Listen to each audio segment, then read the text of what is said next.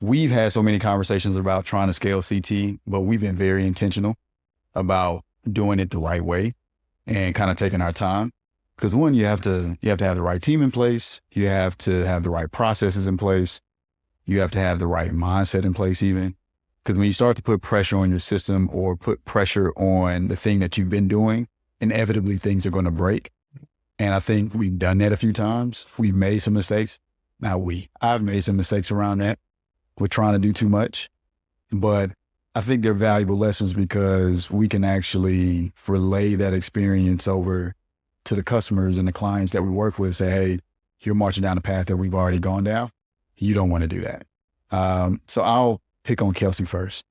Yeah. Right. As you were talking, I was just thinking about how scaling looks so different for different people. So I've worked with clients who have scaled in different ways. So one of the examples that comes to mind is that I had a client that got $3 million in seed funding for their tech startup.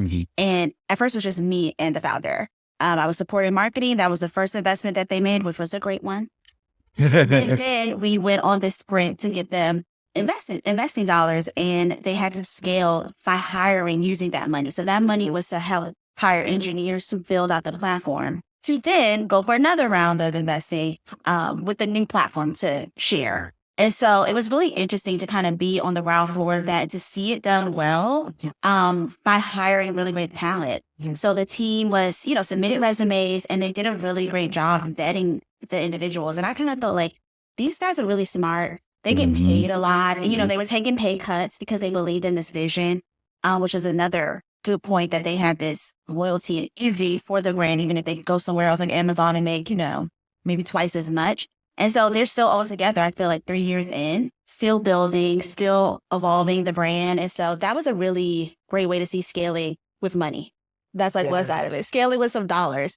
And then I feel like on the other side, I see scaling similar to how CT is growing, and it's incremental, but there's so much work, right? So I have a client who had a ton of work and opportunity coming in, but it is hard to find good people. And so many of us are pleasantly overwhelmed. And so they're really having a difficult time scaling, but it's happening. It's happening at a realistic rate. The people who are there are excellent, so they can handle everything that's coming in.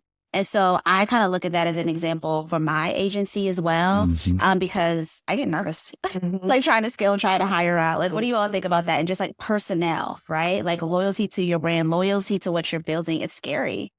Yeah. And a lot of people, and from my opinion, and I think you all have seen it as well, a lot of people think they want to scale because they see that on the gram. They see other people and other entrepreneurs talking about, we scaled to 7, 8, 9 figures or whatever it may be. And then you start to adopt their dream or kind of their mindset around it when you're not really looking at what it takes to do that. And don't want to have such a big funky, right, comfortable. Right. They're $1 million company. You're like a couple of consultants, Yeah.